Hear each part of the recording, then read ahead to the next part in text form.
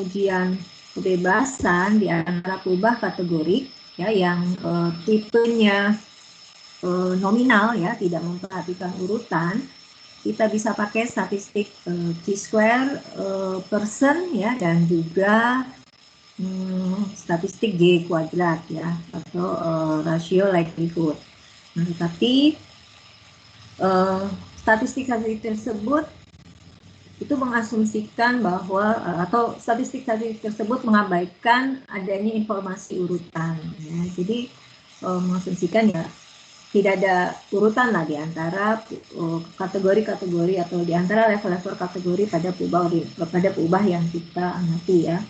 Nah, apabila peubah kategorik yang kita punya itu sifatnya ordinal, artinya ada urutan, nah itu akan bisa sih ya kita gunakan statistik tadi gitu ya, yang G-square dan G kuadrat, karena statistik yang person G-square dan G kuadrat itu sifatnya sebenarnya lebih general ya, bisa digunakan untuk menguji kebebasan di antara peubah kategorik ya, baik itu yang tipenya nominal maupun ordinal. Tetapi akan lebih baik gitu ya kalau kita punya peubah yang kita punya itu sifatnya ordinal, akan lebih powerful tentunya apabila kita menggunakan uji-uji yang menggunakan statistik yang yang tidak mengabaikan urutan tersebut ya. Artinya diperhitungkanlah adanya urutan-urutan tersebut. Jadi memperlakukan peubah tersebut secara kuantitatif itu akan lebih powerful, akan lebih baik. Nah, nanti akan kita lihat statistik apakah itu ya, kalau Anda lihat di buku Alan Agresti gitu ya, saya tadi minta statistiknya itu dinamakan statistik Mantel-Haensel ya, sebenarnya yaitu yang M kuadrat. Bentar, saya sharing ini udah kelihatan belum? Ya.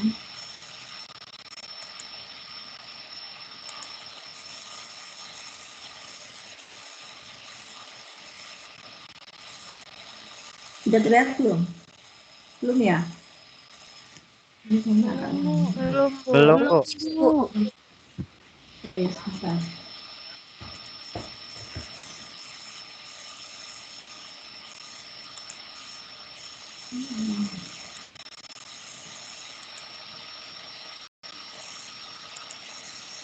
Oh iya, tadi pagi saya minta Anda untuk coba-coba R.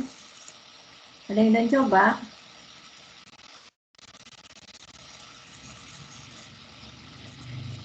Ada yang sudah mencoba atau belum nih? Yang di buku Agresti. Sekarang udah kelihatan ya? Ini kan? Ini udah Anda coba belum? Sudah, Bu. Sudah, Bu. Yang political. Sudah. Ada yang sudah mencoba? Sudah. Oke, nanti saya lihat ya. Oke. Ininya juga keluar mozaiknya. Sudah. Iya, Bu. Oke. Nantilah kita akan lihat lagi ini sebelumnya kita lihat dulu ini ya, untuk uji kebebasan di yang ordinal ini. Jadi untuk melakukan uji hipotesis ya pada peubah-peubah yang ordinal gitu ya, untuk menguji kebebasan ya, untuk melihat adanya kebebasan atau tidak gitu ya. Di sini kalau kita punyanya peubah kita ordinal gitu ya, H0 kita itu pernyataannya adalah bahwa terdapat kebebasan di antara peubah kategori yang kita amati. Nah, H1-nya ya, H1-nya itu adalah terdapat asosiasi ya, artinya tidak bebas ya, terdapat asosiasi di antara peubah-peubah ordinal tersebut. Tetapi di sini lebih spesifik lah ya dibandingkan pada yang materi sebelumnya. Jadi kalau H0 itu independence, H1 there is association ya between kategori variabel. Nah, kalau untuk peubah ordinal H1-nya bahwa ada suatu asosiasi linier ya. Jadi H0-nya itu saling bebas ya. H0 pernyataannya itu adalah terdapat antar peubah kategorik yang diamati itu bersifat saling bebas. H1-nya terdapat asosiasi atau asosiasi tren linier ya, asosiasi tren linier di antara peubah-peubah kategorik ordinal yang kita amati. Nah, di sini maksudnya tren linier itu apa? Ini mirip dengan di hubungan linier pada peubah numerik ya, peubah numerik kontinu ya. Kalau Anda ingat, salah satu ukuran untuk mengukur korelasi linier gitu ya pada peubah kontinu itu adalah korelasi Pearson ya. Anda ingat itu korelasi Pearson. Korelasi Pearson itu adalah ukuran korelasi pada peubah-peubah kontinu ya. Di situ juga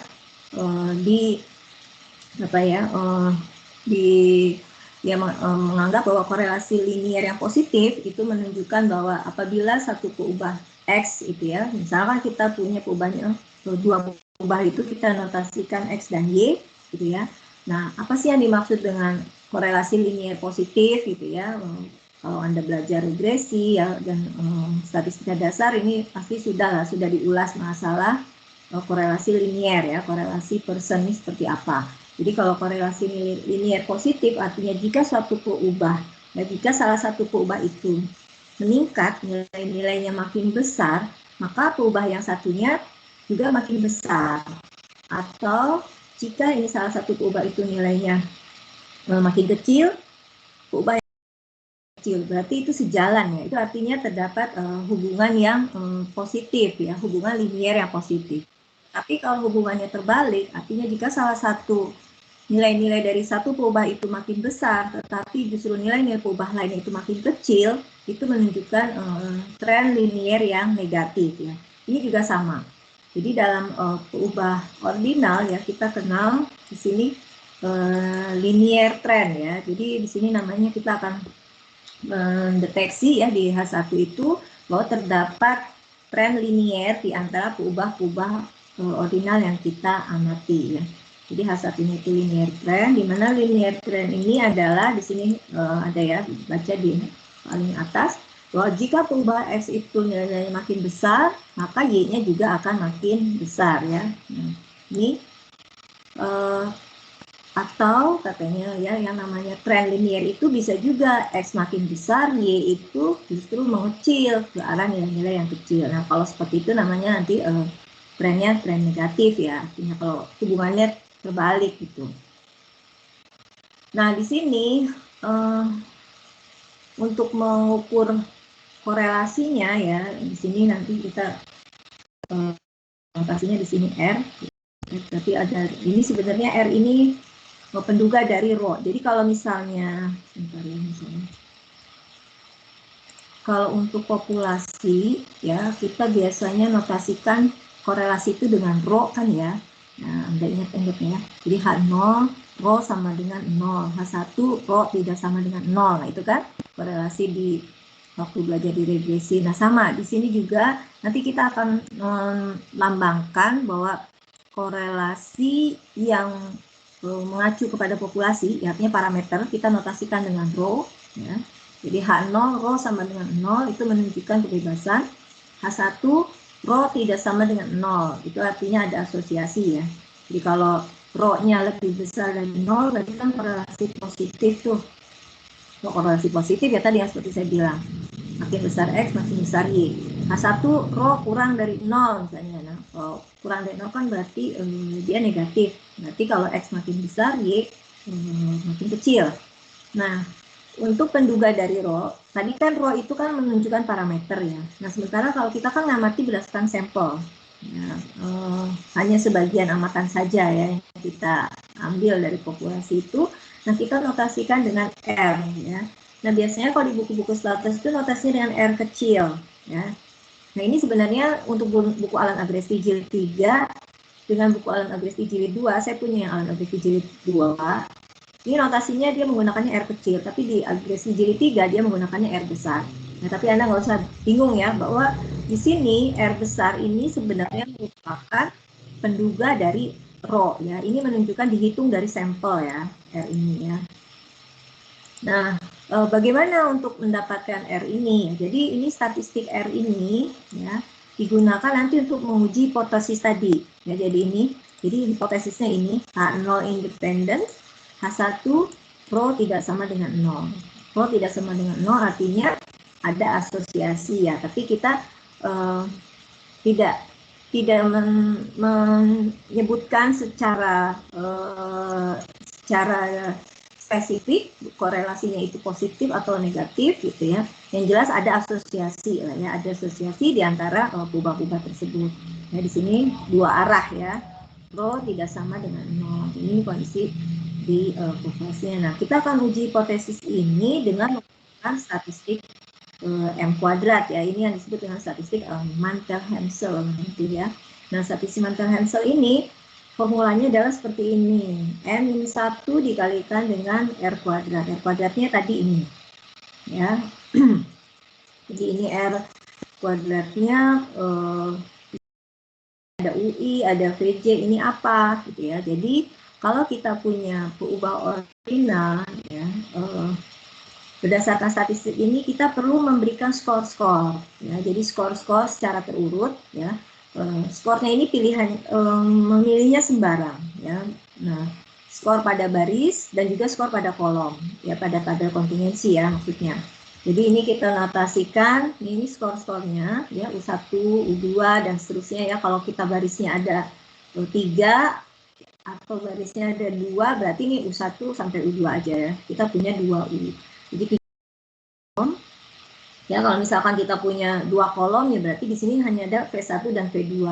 Di mana V2 ini nilainya skornya ini lebih tinggi daripada V1. Tapi pemilihan U1-nya seperti apa, kemudian pemilihan V1-nya seperti apa, ini sebenarnya sembarang ya. Ada yang memilihnya dengan bilangan integer aja, misalkan U1-nya kita kasih kode 1, U2-nya kasih kode 2 gitu ya. Atau bisa juga yang kita pakai midpoint-nya ya, nilai tengahnya dan seterusnya. Nanti di link yang saya kasih sebelumnya ada yang analisis discrete data. Di situ juga ada dibahas bagaimana pemilihan dari skor-skor ini ya, pemilihan skor untuk U dan pemilihan skor untuk V. Jadi sebenarnya nggak masalah ini pemilihan U1 dan U2, tapi nanti dia akan menimbulkan masalah kalau seperti apa nanti ya kita lihat. Nah, ini statistik M kuadrat ini katanya ya, dia akan menyebar chi-square ya, secara aproksimasi dia akan menyebar chi-square ya, chi-square dengan derajatnya 1 ya. Jadi untuk pengujian tadi nih yang M kuadrat yang pengujian hipotesis ini ya, yang dua arah, kita bisa gunakan statistik M kuadrat ya. Nanti kita akan bandingkannya dengan nilai kritis dari chi-square. Tapi kalau hipotesis alternatifnya di sini H1-nya sifatnya satu arah ya, rho-nya misalnya lebih besar dari 0 atau rho-nya kurang dari 0, kita pakainya jangan statistik M kuadrat ya, tapi pakai statistiknya M ya. Jadi ini diakarkan, ini M sama dengan akar N-1 kali R. Dan untuk statistik M itu sebarannya beda dengan yang M kuadrat ya. Nah, kalau Anda ingat nanti di model linear kan, kalau suatu sebaran normal baku gitu, kalau kita kuadratkan kan itu akan menghasilkan chi-square ya. Nah, ini juga sama. Ini untuk M-nya ini menyebarnya adalah standar normal ya. Jadi untuk statistik M ya, akar dari M kuadrat, dia secara aproksimasi menyebar normal baku, dan statistik M ini digunakan untuk menguji hipotesis yang satu arah ya, yang rho-nya lebih besar dari 0 atau rho-nya kurang dari 0.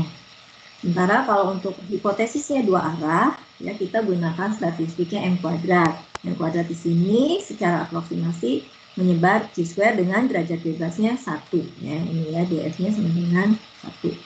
Ya. Nah, baik itu statistik chi-square percent yang lambangnya X kuadrat gitu ya, maupun statistik G kuadrat yang rasio likelihood, dan statistik M kuadrat yang Mantel-Hansel, ini tidak membedakan peubah-peubah itu sebagai peubah mana peubah respon, mana peubah penjelas ya. Jadi kedudukan peubah-peubah tersebut setara gitu ya. Karena kita kalau beda dengan nanti kalau ada bicara regresi atau ya bicara peubah-peubah di mana yang kita bedakan, ada peubah yang kita namakan peubah respon dan ada peubah yang namakan peubah penjelas. Nah, untuk mengukur korelasi nggak mesti gitu ya. Statistik-statistik ini harus diterapkan pada peubah-peubah yang menganut ada sistem peubah respon mana, peubah penjelas mana. Nah, itu tidak seperti itu ya. Jadi statistik ini bisa digunakan untuk mengukur asosiasi peubah tipe apapun. Tapi maksudnya kategorik ya, peubah kategorik tipe apapun tidak mesti dibedakan respon maupun peubah penjelas. Maksudnya seperti itu. Nah, ada contoh gitu ya, kita akan lihat di sini di sampel 252 gitu ya. Jadi di sini ada suatu studi lah ya, suatu penelitian ingin melihat pengaruh kebiasaan minum beralkohol gitu ya pada ibu yang mengandung ya, ibu hamil gitu ya, kebiasaan mengkonsumsi alkohol ya, pada ibu hamil. Nah, ini frekuensinya berapa kali ya, ini nggak disebutin berapa kali maksudnya berapa kali dalam sehari ya rata-rata, atau mungkin satu botol, kurang dari satu botol, 1 sampai 2 botol, saya nggak tahu ininya satuannya apa. Yang jelas di sini hanya menunjukkan bahwa ini alcohol consumption ini adalah rata-rata dia minum alkohol per harinya, kemudian diamati katanya dalam 3 bulan pertama. Jadi ini namanya studi prospektif ya.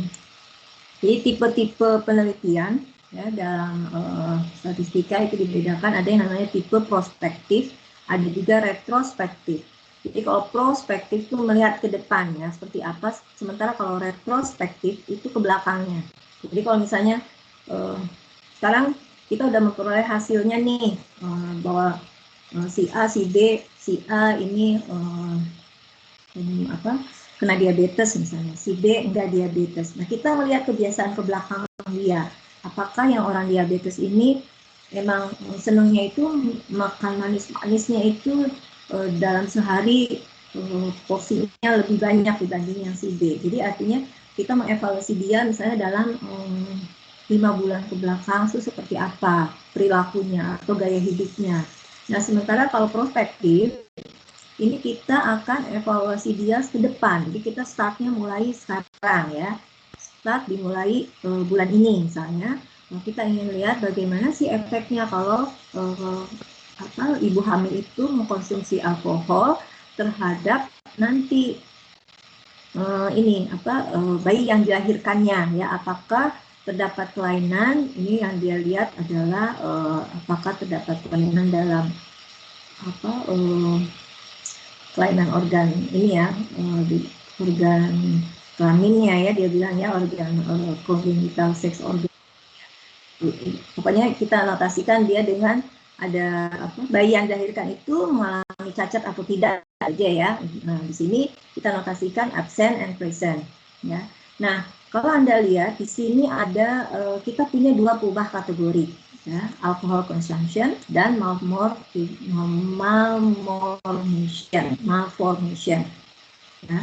Peubah kategori yang pertama yang alcohol consumption, kalau kita lihat ini level-level kategorinya seperti ini ya, bertingkat ya, ada urutan 0 kurang dari 1 ya, 1 sampai 2 botol, 3 sampai 5 botol dan lebih dari 6 botol. Kemudian ini ya malformation, ini tipenya sebenarnya biner, ada 2 ya di sini, absent dan present. Nah, kalaupun kita mau memandangnya dia juga sebagai peubah ordinal, ini absent itu kita kategorikan 0 misalnya, kemudian ini 1, present itu dianggap lebih tinggi. Sebenarnya sih nggak ada maknanya juga kan, ini kan cuma 2 ya, tipenya cuma 2. Nah, karena ini salah satunya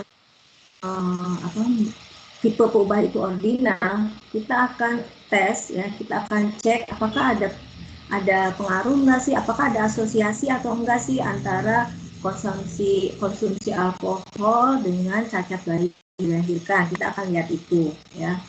Nah, nanti kita akan lihat bagaimana kalau kita uji dengan menggunakan statistik M kuadrat ya. Nah, dan bagaimana kalau pakai statistik G kuadrat ya, atau yang kuadrat tadi ya, yang tentu seperti apa. Nah, tadi kan syaratnya kalau M adalah mengukur asosiasi untuk berubah kategori kan, tipenya ordinal kan ya.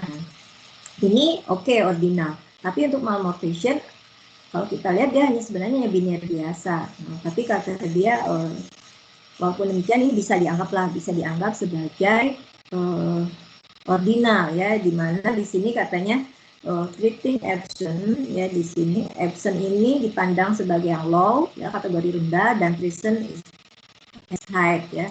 Sebenarnya yang untuk skor manapun mau absentnya 1, presentnya 0, ini nggak masalah, nanti nilainya M kuadratnya akan sama aja ya, karena ini kategorinya cuma 2 itu tadi.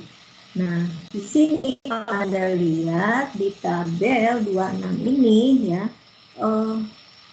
besarnya amatan, banyaknya amatan itu sangat bervariasi ya. Ada yang sangat besar sekali, tapi ada juga yang sangat kecil ini kan.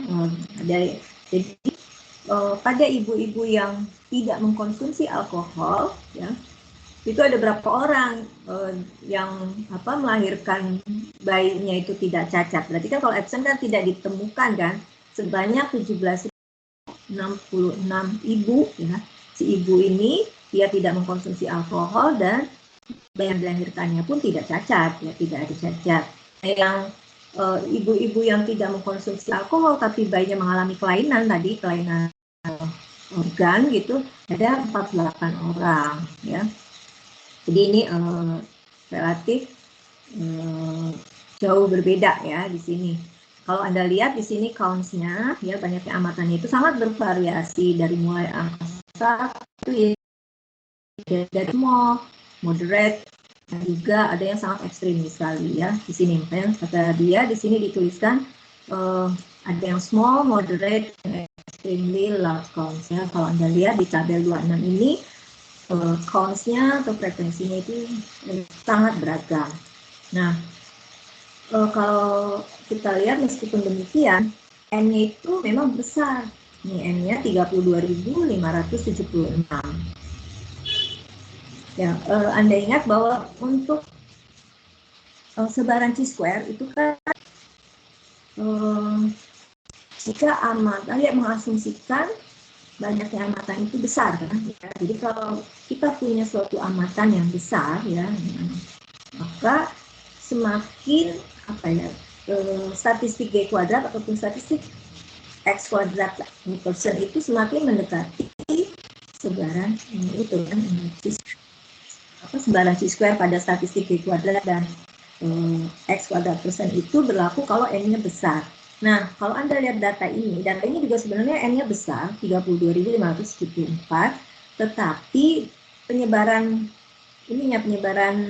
counts-nya itu sangat sangat bervariasi gitu ya, tidak seimbang lah ya. Di sini ada yang sangat besar sekali, ada yang sangat kecil. Nah, di sini disebutkan bahwa untuk kasus yang seperti ini, maka sebaran penarikan contoh ya, sampling distribution dari X kuadrat maupun G kuadrat ini tidak lagi mendekati chi-square ya, jadi seperti itu. Nah, nanti ini bisa Anda cek gitu ya, Anda cek bisa pakai R, coba Anda lihat G kuadratnya 6,2 betul atau enggak ya. Nanti saya minta Anda juga bisa ya, ya walaupun nanti ngitungnya pakai R, tapi Anda tuliskan dulu lah kalau misalkan saya minta untuk mengerjakan soal itu, G kuadrat tulis rumusnya, kemudian masukkan angka-angkanya tuh ini G kuadrat tuh apa sih gitu kan.